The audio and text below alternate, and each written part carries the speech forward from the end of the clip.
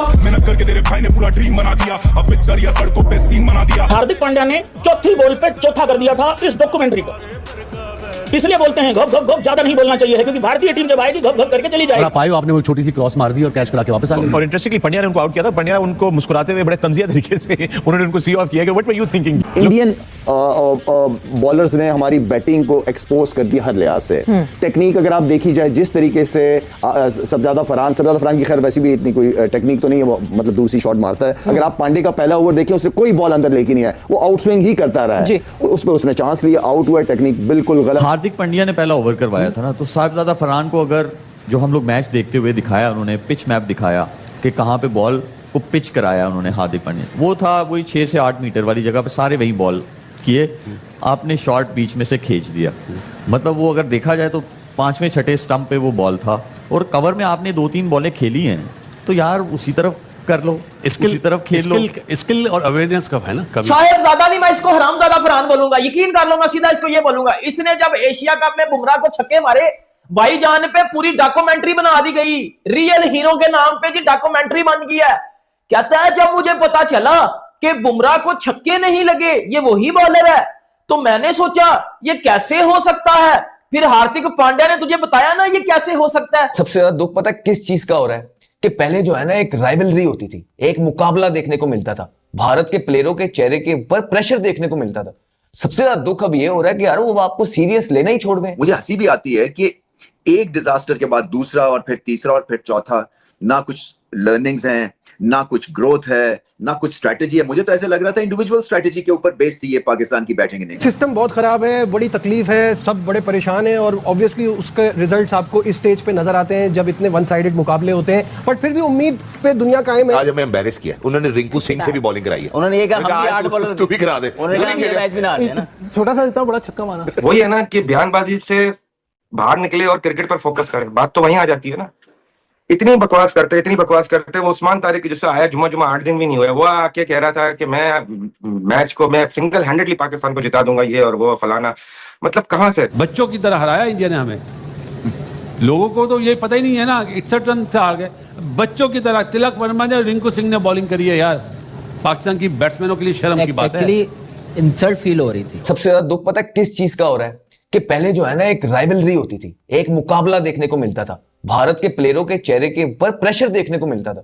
सबसे ज्यादा दुख अब ये हो रहा है कि यार वो आपको सीरियस लेना ही छोड़ गए, अब आपसे डरना ही छोड़ गए, अब आपसे प्रेशर खाना ही छोड़ गए। वो आते हैं, उनको पता है कि इन्होंने करना क्या है, वो प्लान पूरा होमवर्क करके आते हैं और ठक ठक ठक ठक ठक वो पड़ी रेत की दीवार के साथ उड़ाते हुए चले जाते हैं आपको। यार वो ऐसा नहीं था यार पाकिस्तान कभी भी जो आप लोगों ने बना दिया, इस तरह की परफॉर्मेंस कभी भी नहीं थी। भारत की जो टैलेंट है वो उसका मुकाबला है नहीं, अभी पाकिस्तान के साथ बनता नहीं। और बहुत जबरदस्त तरीके से पाकिस्तान ने अपनी आउट ऑफ द फील्ड जो चीजें थी, इस दफा वो कार्ड्स अपने खेले, सारी चीजें। अब सारा मसला आना था ग्राउंड के अंदर, और ग्राउंड के अंदर दूध का दूध और पानी का पानी होना था।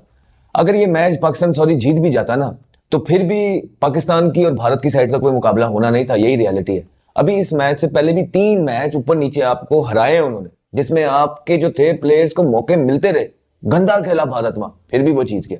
लेकिन कल के मैच में तो यार जो आप लोगों ने चीजें की हैं, आपने अभिषेक शर्मा, हमने बोला था 0 करेगा, वो तो ठीक हो गया, लेकिन हमने साथ ये भी बोला था कि ईशान किशन को देख लेना। वो आमिर बैठ के बोल रहा था कि यार वो डोमेस्टिक से परफॉर्मेंस करके आया हुआ है, उसकी फॉर्म अच्छी लगी हुई है। कितने कीपर्स हैं यार, संजू सैमसन की जगह जो है ना वो फिट हुआ है, और आप देख लें मार के उसने जो है ना किधर कोट बना दिया आपकी। आपको समझ ही नहीं आ रही थी कि बॉलिंग कहाँ करनी। नंबर 1 टीम तो है इंडिया, सही है, हमारा उनसे कोई मुकाबला भी नहीं है, बिल्कुल सही है।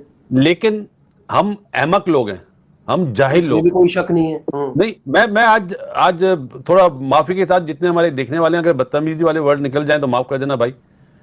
जिन जाहिलों को ये नहीं पता कि इस जगह पे 3 मैच हुए, तीनों पहले बारी लेने वाले जीते हैं। जिम्बाब्वे वाला मैच इनके सामने, उसी पिच पे मैच हो रहा है और टॉस जीत के बॉलिंग कर रहे हैं, और क्या कहते हैं हमारा स्पिन डिपार्टमेंट बहुत अच्छा है। तो अबे जो अच्छी चीज है वो बाद में करो ना उल्लू, किसने बोला पहले बॉलिंग करो। इंडियन बॉलर्स ने हमारी बैटिंग को एक्सपोज कर दिया हर लिहाज से। टेक्निक अगर आप देखी जाए जिस तरीके से सबजादा फरहान की खैर वैसी भी इतनी कोई टेक्निक तो नहीं है, वो मतलब दूसरी शॉट मारता है, लेकिन उन्होंने किसी बॉलर ने सबजादा फरहान को अंदर बॉल नहीं लेके आए, सबने बाहर, उसको पता है कि उनका स्ट्रॉन्ग एरिया जो है mid wicket, mid on, square leg तरफ ज्यादा शॉट खेलता है, तो सबने उसको आउट स्विंग पे ही रखा है। अगर आप पांडे का पहला ओवर देखें, उसे कोई बॉल अंदर लेके नहीं आया, वो आउट स्विंग ही करता रहा है, उस पर उसने चांस लिया, आउट हुआ, टेक्निक बिल्कुल गलत। साइम अयूब, जो मैं हमेशा कहता रहा हूं कि वो एक ऐसा प्लेयर है कि जो पाकिस्तान के लिए बहुत सारे मैचेस जितवा सकता है, लेकिन उसके लिए परफॉर्म करना पड़ेगा। वो पहले ही रेडी है अपने लेग साइड के शॉटों के लिए।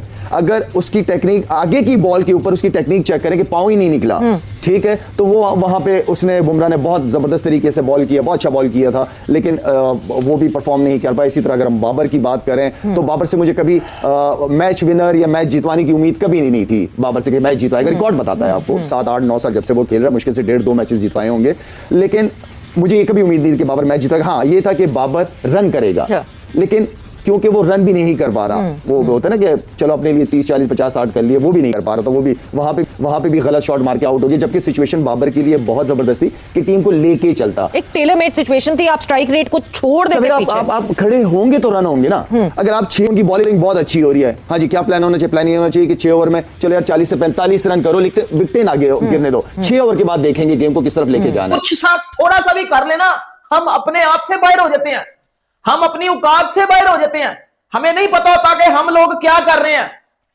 शायद ज्यादा नहीं, मैं इसको हरामजादा फरहान बोलूंगा, यकीन कर लो, मैं सीधा इसको ये बोलूंगा, इसने जब एशिया कप में बुमराह को छक्के मारे, भाईजान पे पूरी डॉक्यूमेंट्री बना दी गई, रियल हीरो के नाम पे जी डॉक्यूमेंट्री बन गई है। कहता है जब मुझे पता चला कि बुमराह को छक्के नहीं लगे, ये वही बॉलर है, तो मैंने सोचा ये कैसे हो सकता है। फिर हार्दिक पांड्या ने तुझे बताया ना ये कैसे हो सकता है। बेटा, हार्दिक पांड्या आउट करके तेरी तरफ चलता आ रहा था और तेरी फट रही थी अंदर से, तेरी अंदर से भाईजान तेरे छट्टे टाट हो रहे थे कि मेरी तरफ ये पांड्या चलता आ रहा है, कहीं मेरे मुंह में मुक्का ना मार दे, और उसने मार देना था। क्या आपकी इतनी जिंदगी में अचीवमेंट्स ये है? लूजर बन के ये अचीवमेंट समझते हो? पाकिस्तान एशिया कप का फाइनल हारा था ना, तेरी 50 कौन सी जो है वो मैच विनिंग 50s बनी थी। अच्छा, एक तो लूजर हो, ऊपर से खुद को समझते हो कि हम विनर भी हैं, लूज करके अचीवमेंट बना देते हैं उसको।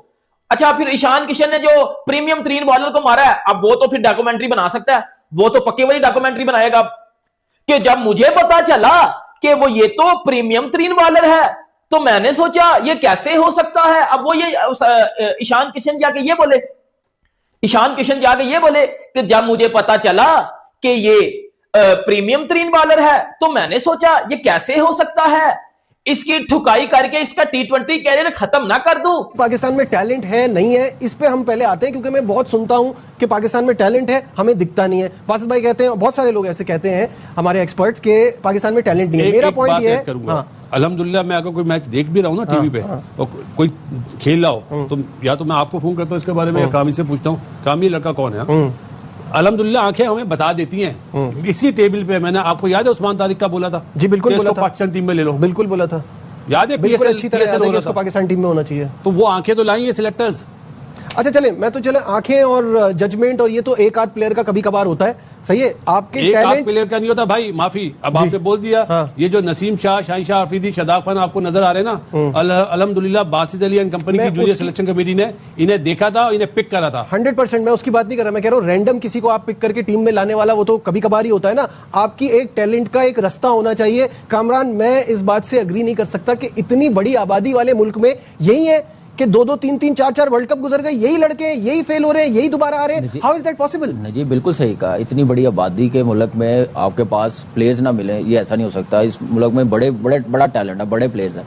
देखो, उनको बनाया जाता है सिस्टम के थ्रू, आप उसको निखारते हैं, कैसे निखारते हैं, उनको प्लेटफॉर्म सेट करके देते हैं, आप एनवायरनमेंट बनाते हैं, अपना सिस्टम बनाते हैं। आपकी क्लब क्रिकेट खत्म हो गई है, आपके अंडर 19 के 3 डे मैचेस 4 डे मैचेस खत्म हो गए हैं।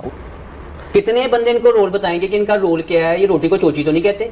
देखो हफीज, मैं ये समझता हूँ कि जब आप स्पोर्ट्स स्टाफ चेंज करते हैं, हमारे कल्चर में ये है कि आप बड़े की बात सुनते हो, एब्सोल्युटली, आप बड़े की इज्जत करते हो, और फिर आपको पता होता है कि अगर आप नहीं करेंगे आपके ऊपर टैग लग जाएगा, तो आप अपनी डोर किसी और के हाथ में पकड़ा देते हो और वो आपको मूव करना शुरू करते हैं। These guys already played more than 100 matches T20 for Pakistan. इनमें से 6 बंदे मैं आपको वो दिखा सकता हूँ जो 100 मैच इकट्ठे खेल चुके हैं। वही हमारी कोर है ना, किसी भी टीम की सकलैन में ये कोर होती है ना, 6 से 8 प्लेयर। और फिर 5 या 3 प्लेयर उसके इर्द गिर्द आते हैं, नहीं आते हैं, किसी ने 20 किलो होता है, किसी ने 30 किलो होता है। मैं आपको 7 से 8 बंदे इस पूरे स्क्वाड में गिनवा सकता हूँ जिनके 100 मैच है पाकिस्तान के लिए। So there is nothing wrong with the roles. They are not executing their skills. They are not developing their skills. मैंने इसीलिए पहले कहा कि हो सकता है कि मैं लग रहा हूँ कि भी ये बात ठीक है, मैं आपको बता सकता हूँ कि ये प्लेयरों में इतना पोटेंशियल। ओ भाई, हार्दिक पांड्या ने जिस तरीके से फरहान का विकेट लिया है ना, उसने पाकिस्तान में पूरा भौकाल मचा के रखा हुआ है। इसके मुंह से सुनो, जिसके मुंह से निकलता है कि हार्दिक पांड्या ने जो 9 लुक विकेट लिया है ना, वो क्या गजब का स्वेग था, गजब का एटीट्यूड था। उससे पता चलता है कि इंडियन का कॉन्फिडेंस कितना ज़्यादा हाई है। उसके तुलना में पाकिस्तानी कुछ भी नहीं है।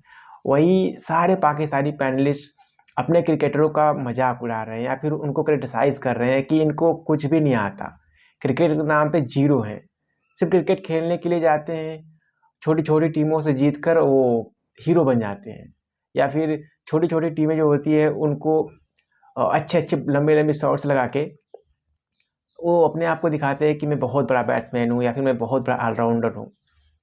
वो फरहान था ना, वो बुमराह को 3 छक्के मारा था अगले बार में, तो एक डॉक्यूमेंट्री बना दिया था। तो इसका शायद थोड़ा टीस था हार्दिक पांड्या को कि चल बेटा, अब आया है लाइन पे, अब मेरे पे मार के दिखा। तो जिस तरीके से हार्दिक पांड्या ने विकेट लिया है ना, वो कसम से एकदम लाजवाब था। खैर जो भी हुआ, पर भारत ने वो मैच बहुत ही आसानी से एक तरफा जीत लिया। अगर ये वीडियो आपको पसंद आया तो वीडियो को लाइक करके चैनल को सब्सक्राइब जरूर कर लेना।